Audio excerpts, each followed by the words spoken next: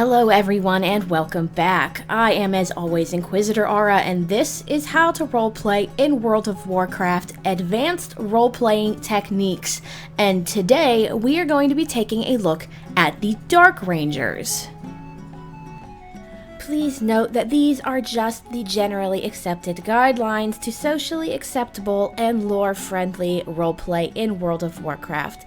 There is a niche for every type and style of roleplay out there, and what I am telling you here are the generally accepted guidelines that will not get you ridiculed, laughed at, picked on, ignored, or shunned. The Dark Rangers are a unique hunter-like class that is not available to play. Silent and invisible stalkers of the shadows, they fell unsuspecting opponents, wrapped in cloaks of darkness, often with a single shot.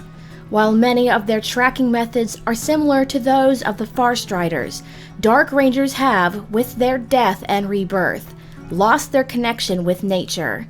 As such, they have replaced it with both necromancy and shadow magic, making them potent scouts and nearly unbeatable sniper assassins. And of course, who can talk Dark Rangers without talking Sylvanas Windrunner?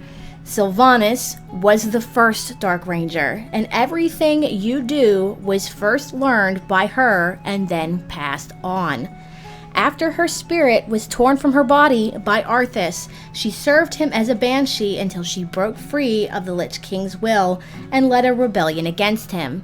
By using her ability to possess the physical forms of others, she reclaimed her body and became the first Dark Ranger. This leads us to another very important note, that being that nearly all Dark Rangers are Forsaken elves and that most of them are female. Now, most Dark Rangers were once banshees. The difference between Dark Rangers and banshees, however, is that the Rangers have regained their physical bodies and with it now possess greater power than even the spiritual elven whalers. There is currently one and only one exception to this unspoken elven rule, and that is Nathanos Blightcaller, champion of the Banshee Queen. And while there is no reason there cannot be male elven Dark Rangers, they would be few and far between. Most banshees were raised from dead elven women. That being said, there is an argument here for Night Elven Dark Rangers. After all, the very first banshees were born during the War of the Ancients.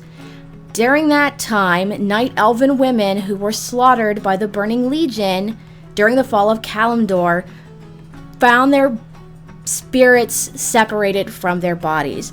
Their restless spirits wandered the world for millennia in silent, tortured lamentation. They became jealous of the living and grew a deep-seated hatred for all life. When Ner'zhul became aware of them as the Lich King, he promised them vengeance and gave them terrible voices so that the living would finally hear their timeless anguish.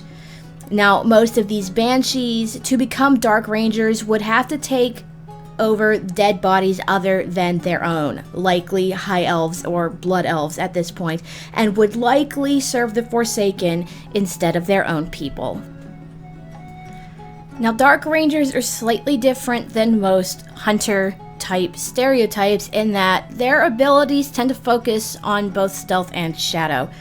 Their spells and abilities often manipulate the essences of life and death, as well as a variety of anti-magic abilities, horrifying curses, and mind-enslaving tools. Things like silence and screeching to nullify magic are both things that are very canon. They're just difficult to roleplay. Many of the Dark Rangers still view bows as the best weapon for the job, sticking to the teachings they had adhered to while in life, though it is not unknown for a Dark Ranger to utilize swords and knives as well. And the Dark Rangers have a slight advantage over most Forsaken in that their senses are sharper.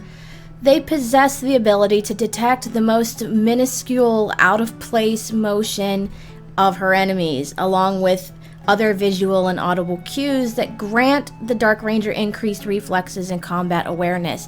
This makes the Dark Ranger very, very dangerous in that it is very much almost impossible for you to escape one. Once she has decided on her prey, she will track it down with ruthless efficiency, find it, and kill it without mercy. All of this aside, Dark Rangers are created in very much a similar way to Sylvanas.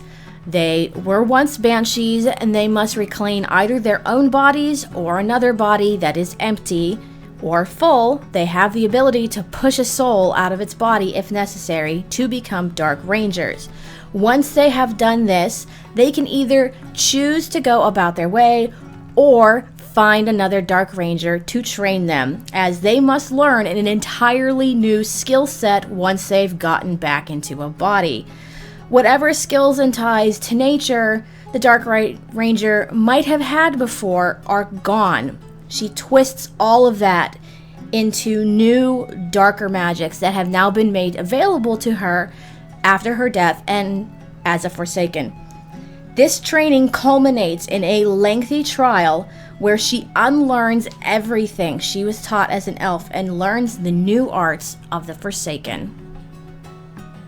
She also needs to learn how to deal with her new abilities. Remember, she is still Dark Ranger, she is still dead, and as such, she's still afflicted with all of the things that the Forsaken have to deal with. Not breathing, not eating, not sleeping, feeling very little or no pain whatsoever.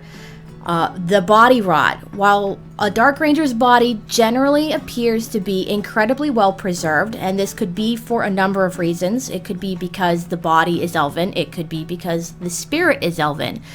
It could be that they're just doing a very good job at hiding it, because on the outside everything looks clean and pristine, but underneath the armor and clothing could be a completely different story. And above all other things, when role-playing or attempting to role-play a Dark Ranger, you have to remember that you are both Forsaken and a Ranger, and this implies a certain level of even-headedness and discipline. As a Dark Ranger, you have a high position in the Forsaken.